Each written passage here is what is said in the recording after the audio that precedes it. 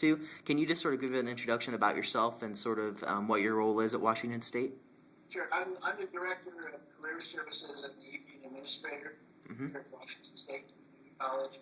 I'm also the advisor to the Veterans Club. I'm also a retired Air Force Master Sergeant with over 20 years experience in the military, and I've been in higher education for approximately 21 years. Okay. One of the things that we're looking at to actively recruit veterans is that, and these are some best practices from other schools, like for instance, some of the community colleges have like a vets lounge. And it's a place where veterans can gather, they get a cup of coffee, they study, but they're in their own environment with their fellow veterans. That has been a success. They have meetings there, those type of things. In addition to that, they have a vets club.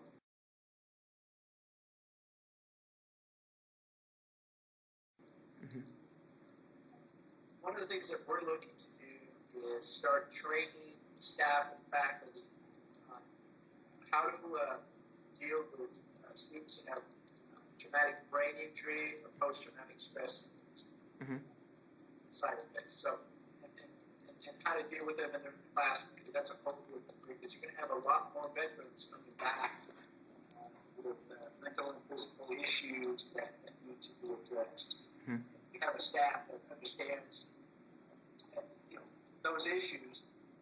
For instance, veterans who, in some instances, they go into what they call hypervigilance or hyper-awareness. Is something that you learn with the combat zone. And they always sit with their back to the door. So their back's not facing the door. They'll sit in the back room, and they're always constantly looking around and making sure that they're secure. And it may distract other students, or they may actually just get up and walk out of the room. The instructor doesn't understand the history of that individual. They may not understand why they're doing that. So, it's something to be aware of.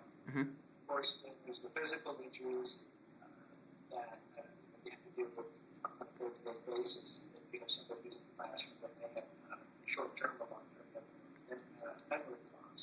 So those are the kind of issues that you want to train for.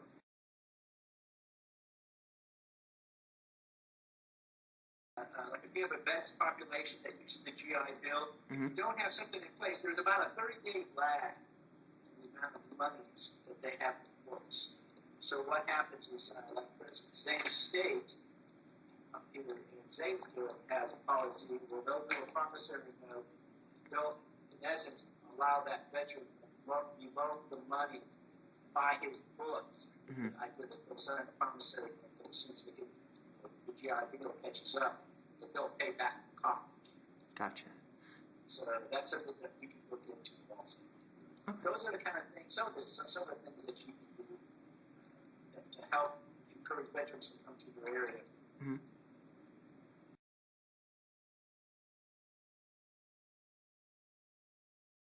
There's an old story. You can take the person out of the military, but you can't take the military out of the person. Whoever you get to do whatever you want as a cohort, they've got to have that bonding experience with that. Because, there's no saying, I can empathize with you or I can sympathize with you. But if I can't do both, then I'm not as effective.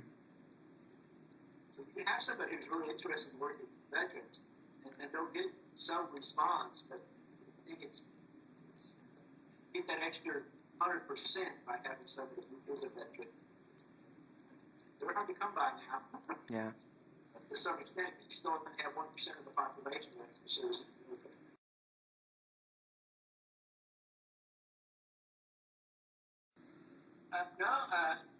Actually, I think it's just the opposite.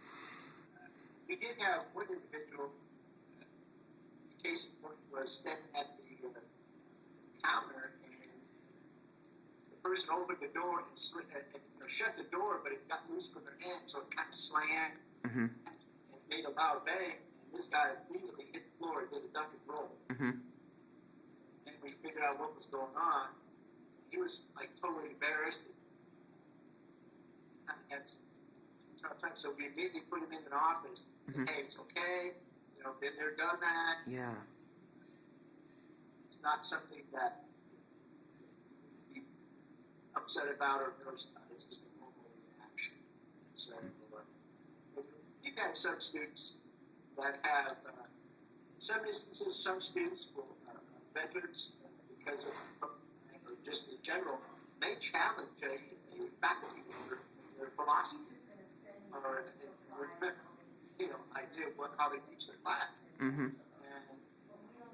the professor, the instructor, has to be has to understand where the veteran's coming from, and not necessarily agree, but they do agree to disagree, but do so in an academic, mutual manner. Gotcha. But generally speaking, I have not had those type of issues. Whether a student has left the class or something like that. That doesn't may happen. We just don't know. Gotcha.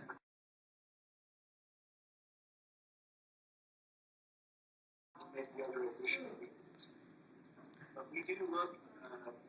One of the things that we're starting to do is we want to start tracking the veterans.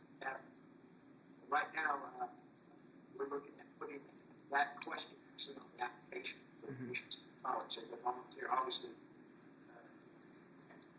can't make it mandatory that you do that.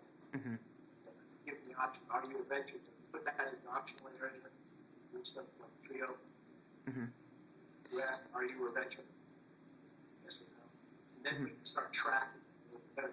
Right now, the only way you know you have a veteran is if they use the GI Bill. You know, there are some veterans that say, for instance, they come back, they get their job, where they left before they went, they get the job back. The employer says, hey, I'll pay for your education. The guy doesn't use his GI Bill. He's still a veteran. He's going to school, but we don't know that he's a veteran.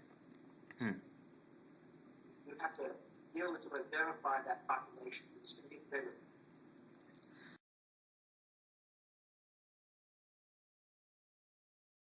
We've got about 60 members. We've got 75 who actually draw on the GI Bill.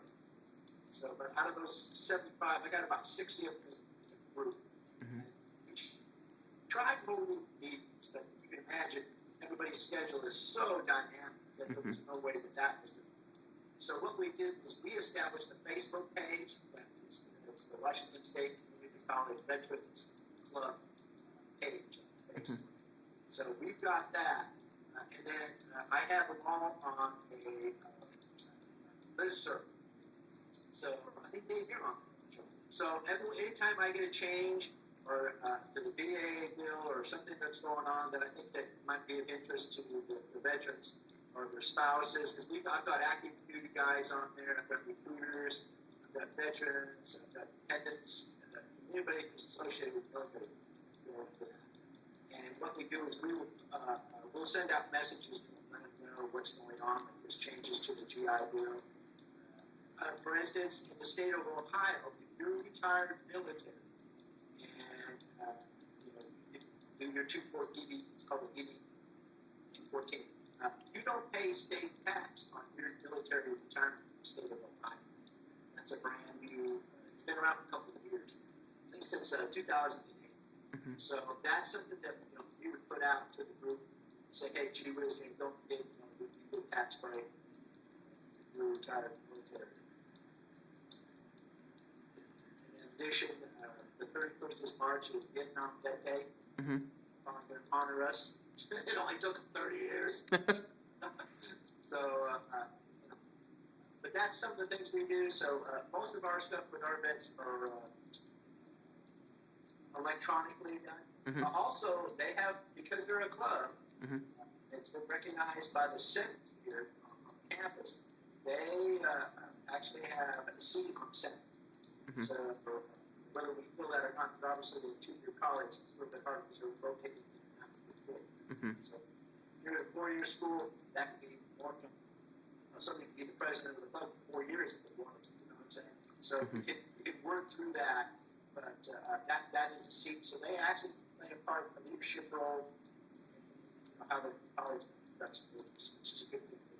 Definitely.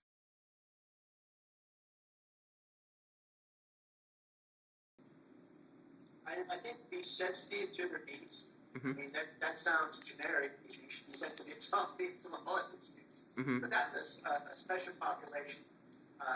Most of them have had some sort of leadership role in the military, whether they'll acknowledge it or not. Even Dave, you know, yeah. So, but, you know, part of that is that tap into that experience. Tap into that ability and say, hey, you know, it's from the career services side of the house, which that looks good on resumes for employers, that if you've taken those military skills, translated them into civilian skills, and move forward. And they look for those kind of things. Do you have leadership skills? Do you have the ability to be creative and do those kind of things? Think on your own feet, which is part of what military does. I would suggest that bring in people that are veterans, bring them in, let them be part of the process, and to decide how you want to run your clubs and how you want to deal with the veterans, because they're the ones that can tell you what their needs are. Gotcha. And I would recommend that. Right. And bring in some psychological professionals. And have a little bit, talk to the VA, the hospitals, and see if you can come in and have them give you some discussions on how to deal with post-traumatic stress syndrome and some of the issues like that. I think that's key, because these guys, you can't believe the amount of stress that they have gone through. Yeah. So if you're not dealing with that, so, and they're coming back.